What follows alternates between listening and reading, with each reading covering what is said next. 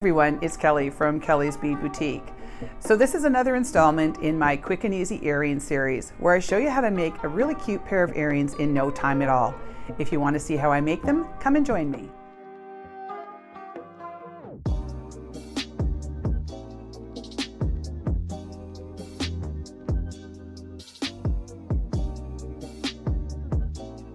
So the parts I'm going to be using today include one of TRCast's beautiful new heart leaf charms. I also have a head pin. I have a couple different assorted jump rings. I have an ear wire, some 20 gauge vintage bronze wire. I have this juicy, beautiful new check glass rondelle that I just got in.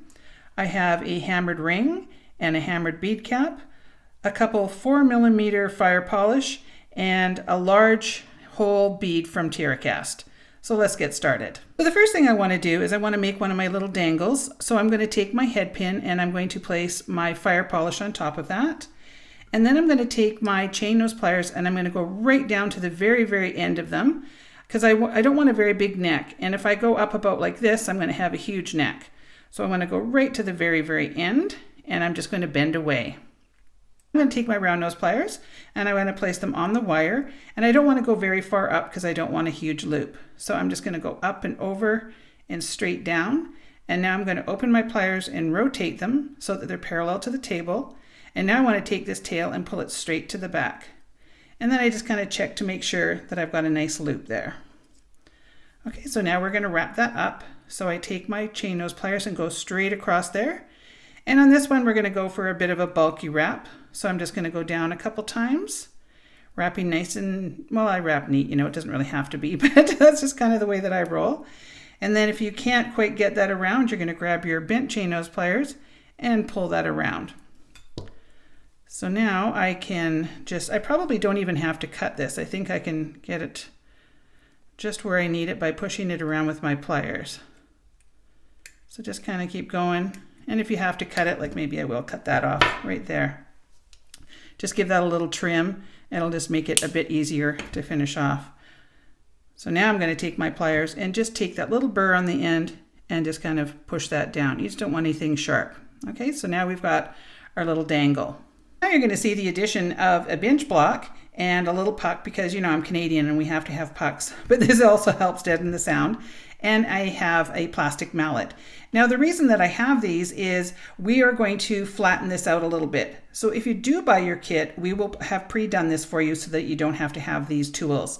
But these beautiful charms that TRCast came out with have a little bit of a divot in them. So a divot on one side and it bumps out on the other, which I absolutely love, but not for this particular project. I want this to be nice and flat so that they both lay the way that I want. Because we're going to be doing a mirrored image, one side would be out and then the other side would be in. And I didn't really want that look. So we're going to just alter it a little bit.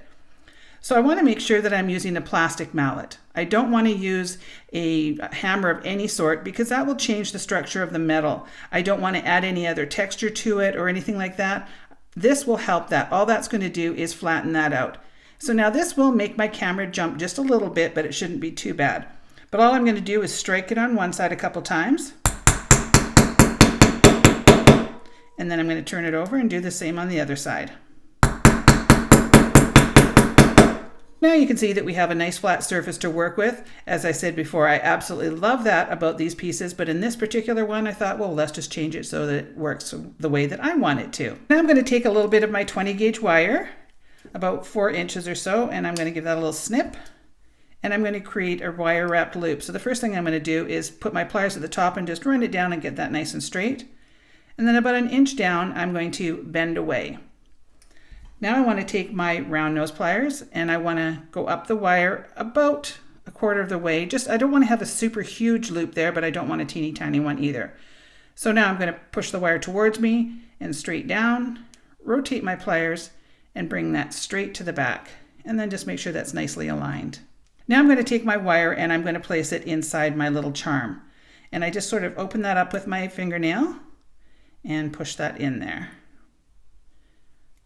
And then we're going to turn that so that the short piece is on the top, and I'm going to wrap that up.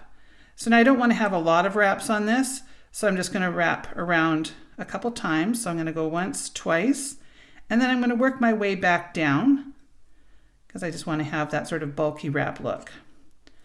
So when it gets to that point and you can't really do much more, you can just take your pliers and just kind of push that around. And there, by doing that, that actually tucked in that burr for me too that I'm always talking about. Okay, so now we want to load everything up. So I'm going to add in my gorgeous new, I think these are like almost about a 10 by 13 rondelle. I love that sort of oceany blue, so pretty. And then I'm going to add one of the hammered bead caps. And then I'm going to add my large hole bead.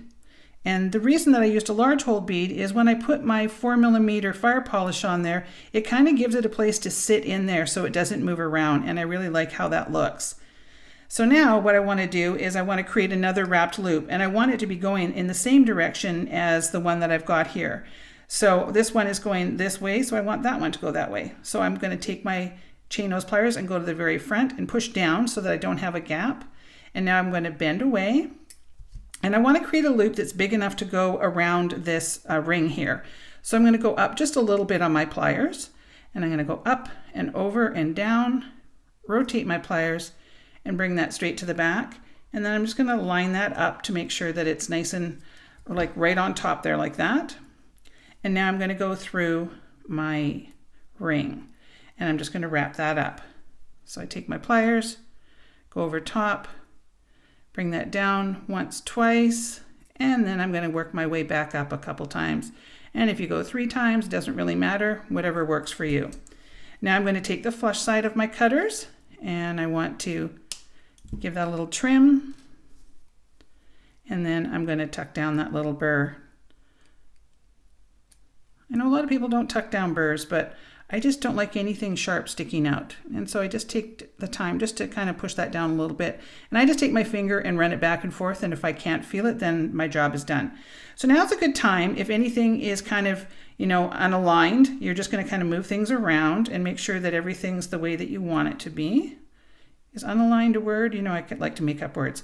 Okay, so now we're going to create the rest of the piece. Okay, so now we're going to add all of our little embellishments. So I have 5 small jump rings and 1 large jump ring, and then I have our little beaded dangle that I made before. So I'm going to take 4 of the small jump rings, and I'm going to make sure that they're closed up nice and tight, and just kind of set those off to the side. So I just place them in between my pliers and give them a little jiggle back and forth just to ensure that they are closed, because they do come a little bit open. So we just want to make sure those are nice and tight so they don't catch on to anything. So now I'm going to take the one that I have left over, and I'm going to open that up, and I'm going to place it in the little dangle and do that up nice and tight.